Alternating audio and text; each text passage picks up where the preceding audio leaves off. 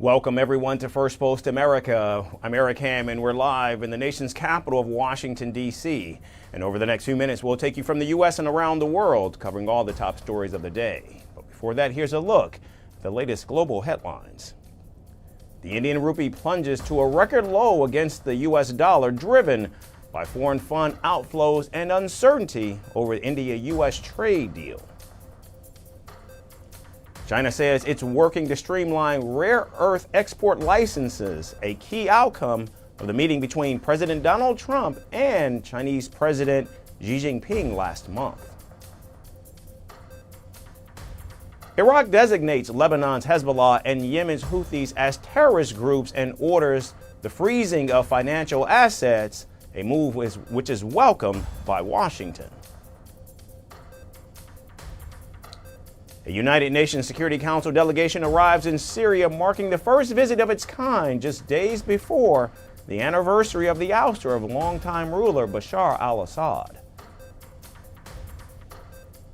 And South Africa's president quips that the country will take a commercial break from the G20 while President Donald Trump leads the forum after the U.S. administration confirmed it will not invite Pretoria to participate.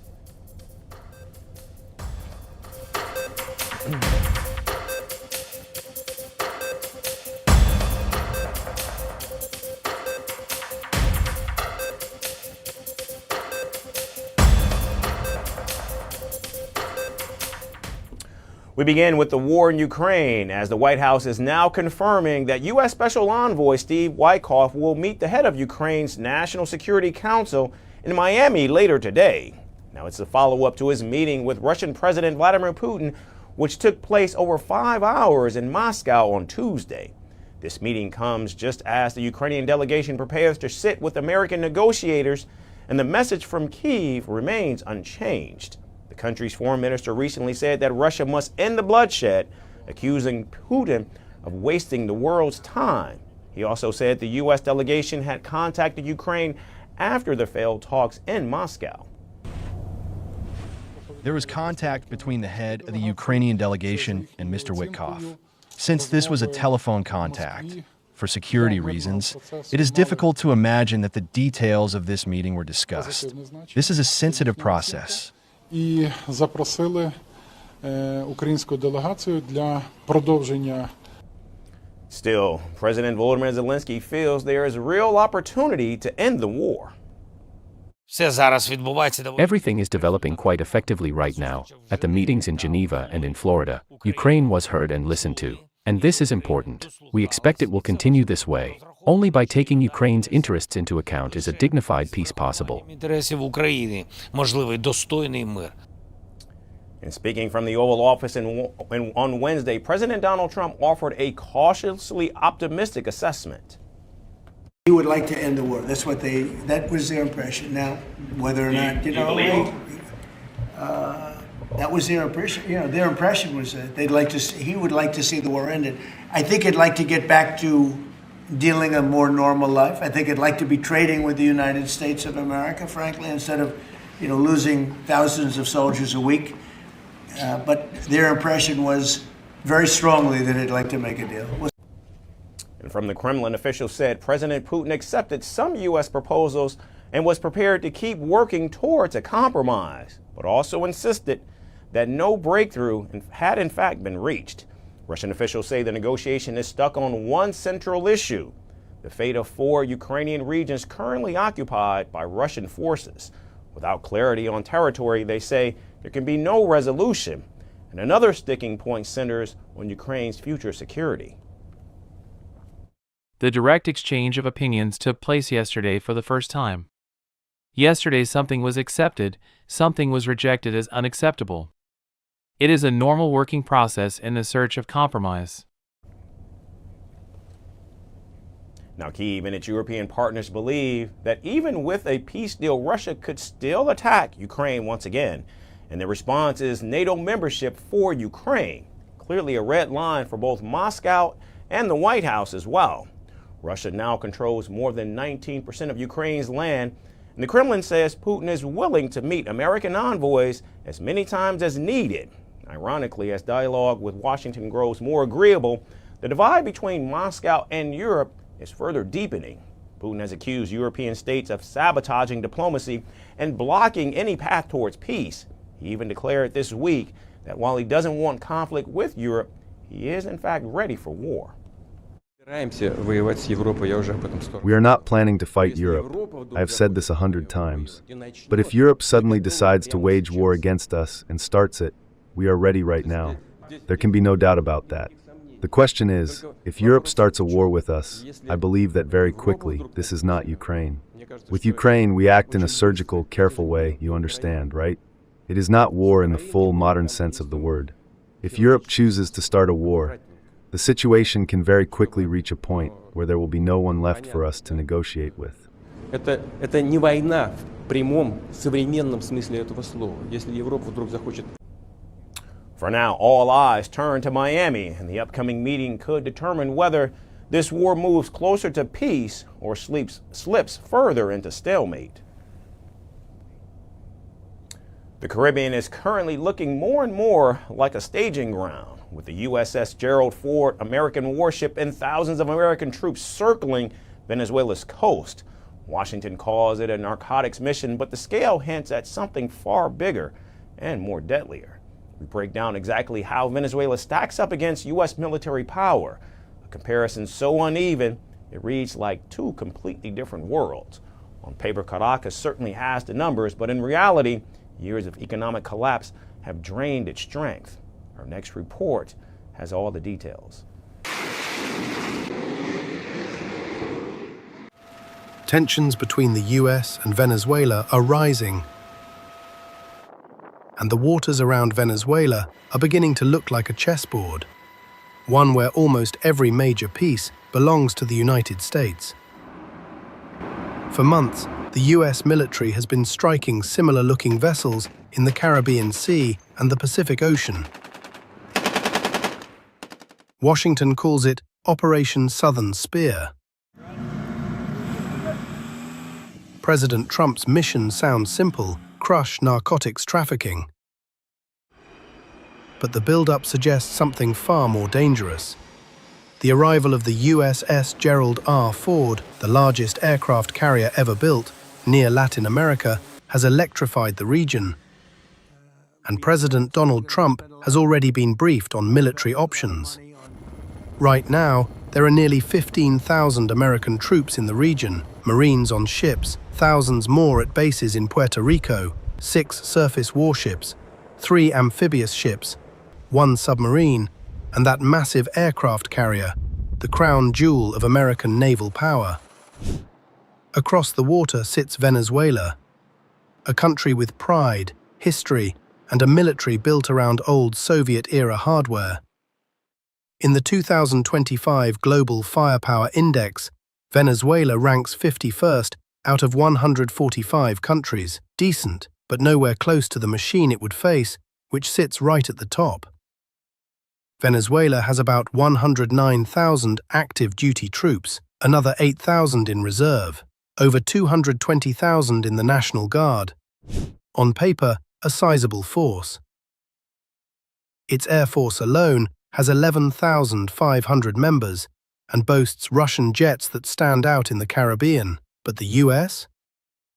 The US ranks 3rd worldwide in active personnel, backed by the largest defense budget on Earth, a colossal $895 billion. Venezuela's entire defense budget, just $4.1 billion. The difference is not a gap, it's a canyon. Look at air power. The United States has nearly 13,000 aircraft. Venezuela has just 229. What about fighter jets? US has more than 1,700. Venezuela, just 30. Helicopters? US stands at 5,800. And Venezuela is at only 88. And when you shift to the sea, the comparison only grows sharper. The United States has 11 aircraft carriers, floating cities of firepower. Venezuela has none. Its navy counts 1 frigate, a single symbol of blue water capability. Ironically, Venezuela does hold an edge in patrol vessels, useful for coastal defense. But in a full-scale war, it's like bringing a fishing net to a missile fight. The truth is harsh. Venezuela's equipment is aging. Many systems may not even be fully operational. Years of economic collapse, inflation, falling oil production, and crippling sanctions have hollowed out maintenance budgets. Nearly 8 million Venezuelans, many of them young military-age citizens, have left the country. A shrinking nation cannot sustain a growing war, and yet a conflict wouldn't be simple. Venezuela has Russian missiles capable of striking US ships. It has jets that could threaten American aircraft. And its militia, especially in dense cities, could bog down US forces, much like insurgents once did in Iraq and Afghanistan. So, what happens if the US attacks? The numbers speak for themselves, but one thing is guaranteed: it would be a costly campaign. And can Venezuela's ailing economy handle that? Will Trump, the man who calls himself the peace president, really pull the trigger? No one knows. For now, we just hold our breath for the next move on the chessboard. And back here in the United States, a 25-year-old former University of Delaware student was arrested after police uncovered a cache of weapons, body armor, and a handwritten manifesto outlining plans for a mass shooting on campus. Officials said the discovery may have prevented a devastating attack. The suspect, identified as Lukman Khan, was taken into custody just before midnight on November 24th. Officers found him sitting in his pickup truck in a park and became suspicious of his behavior. And further investigation led to what authorities described as a chilling sequence of preparations. Case is a quintessential example of federal and state law enforcement collaborating to neutralize a grave threat to Delaware before the worst could come to pass. Inside the vehicle, officers discovered a converted semi-automatic rifle, multiple loaded magazines, and body armor. They also found a handwritten notebook filled with notes, maps, and repeated references to phrases such as "kill all" and "martyrdom." Prosecutors said the writings amounted to premeditated assault plans and warfare techniques. When questioned, Khan allegedly told investigators that dying as a martyr was one of the greatest things you can do. The suspect, a U.S. citizen who moved from Pakistan as a youth, has no criminal record, and the FBI quickly obtained a warrant to search his Wilmington home, where agents uncovered even more weapons. According to federal authorities, they found an AR-style rifle, a Glock pistol fitted with an illegal machine gun conversion device capable of firing 1,200 rounds per minute, 11 extended magazines, hollow point ammunition, and a tactical vest. Now, none of the weapons were in fact registered, and federal prosecutors charged Khan with illegal possession of a machine gun, with more charges possible as the case continues to develop. If convicted on the current charge alone, he faces up to 10 years in prison. Khan now remains in custody. I commend the devoted officers with the new Castle County Police Department, whose exceptional actions led to Khan's arrest before anyone was harmed. We are grateful for the coordinated and swift collaboration between partners, which resulted in this federal charge. Investigators are still trying to determine his motives, planning, timing, as well as whether anyone else knew about the alleged plot. They say several unanswered questions remain, and those questions may lead to even more troubling revelations as the investigation continues to unwind. Newly released images from late sex offender Jeffrey Epstein's private Caribbean island have opened a fresh window into a place long shrouded in secrecy. The photographs, published by Democrats on the House Oversight Committee, show empty bedrooms, eerie masks, a dentist chair, and luxurious oceanfront paths. Taken in 2020, they offer a rare look inside the estate at the center of Epstein's trafficking network, and comes just days before the Justice Department faces a deadline to release its own Epstein files. What the public sees next could be far more revealing. Our next report examines the mounting pressure over those documents and those images. New photographs and videos from Jeffrey Epstein's private Caribbean island are now public. House Democrats on the Oversight Committee released more than 150 visuals, which were taken in 2020 and have never been seen before. The images show a place both empty and disturbing. The bedrooms appear plain. Beds are neatly made, curtains hang still. The rooms feel abandoned, yet intact. But one room is far stranger. Masks cover the wall. At least 10, all show male faces. In the center sits what looks like a dentist's chair. The tools nearby add to the unease. Democrats say women's names on the walls and equipment were redacted. Another room features a chalkboard. Words are scribbled across it. Some are hidden. Others stand out. Truth, deception, power, political and music. They appear scattered, like thoughts left unfinished. A phone with names on speed dial appears in another shot. Darren? Rich? Mike? Patrick? Larry? No surnames, no context. Other photos show shelves filled with shampoos and conditioners. But the outdoor visuals contrast sharply with the interiors. A pool glimmers under the sun. Palm trees line its edges. A statue of an archer stands guard. A winding path leads to the ocean. A video walk-through shows sweeping views of the shoreline.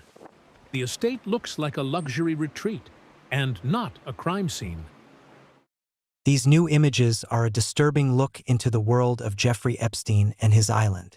We are releasing these photos and videos to ensure public transparency in our investigation and to help piece together the full picture of Epstein's horrific crimes. The release comes soon after President Donald Trump signed a bill ordering the Justice Department to reveal the Epstein files. The department has until December 19th. The files must be searchable and downloadable, but some documents may be delayed. The law allows officials to hold back records tied to active investigations or containing private information. We will follow the law. The law passed both chambers last evening. We will continue to follow the law, again, while protecting victims, but also providing maximum transparency. Meanwhile, the committee has received thousands of financial documents. They came from J.P. Morgan and Deutsche Bank. Republicans believe these papers could expose Epstein's money trail. Democrats say the new images help complete the picture of his crimes. Epstein owned 2 islands in the U.S. Virgin Islands. Little St. James was the heart of his network. Survivors have long described abuse there. In 2022, the U.S. territory reached a settlement worth more than $105 million against the estate of Jeffrey Epstein. The new visuals do not solve the case. They raise more questions. They show rooms packed away yet full of shadows. They show beauty and horror side by side. They show a world Epstein built and tried to hide. And finally, Apple has quietly expanded its vintage and obsolete products list. The company has officially pulled the plug on repairs for 5 older devices, and the list includes one of its most popular budget iPhones. Let's take a look at the newly obsolete products. The iPhone SE first generation, iPad Pro second generation, Apple Watch Series 4 Hermes and Nikkei models, and Beats Pill 2.0 speaker. And notably, only the special edition Watch Series 4 models have been retired.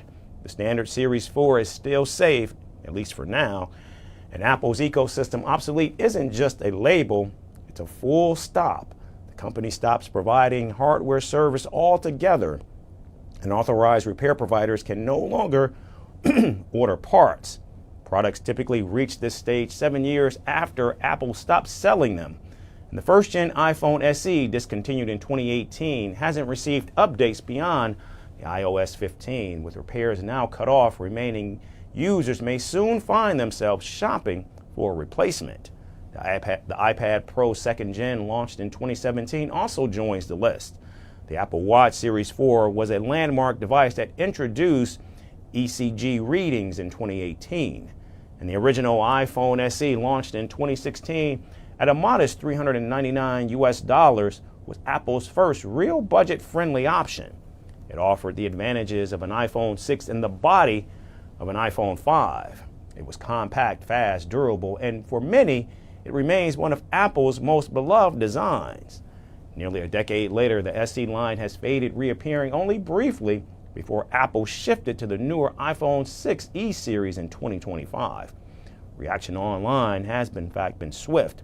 Many users lamented the move, noting the first-generation iPhone SE was already a decade old, yet cherished for its compact form. It was the only good SE, wrote one fan, while others celebrated the era of pocketable phones and wished someone would make a proper small handset again. All good things come to an end. Another sign Apple labels product vintage after 5 years off the shelves, a warning that they have less than 2 years before becoming fully obsolete. So if you're still having an older Apple gadget, the countdown may have already started. And for now, the latest update is another reminder that in Apple's world, even beloved devices eventually run out of time and out of service. That's all we have time for today. Thanks so much, everyone, for tuning in. We look forward to seeing you right back here again tomorrow. Thanks, everyone, for watching.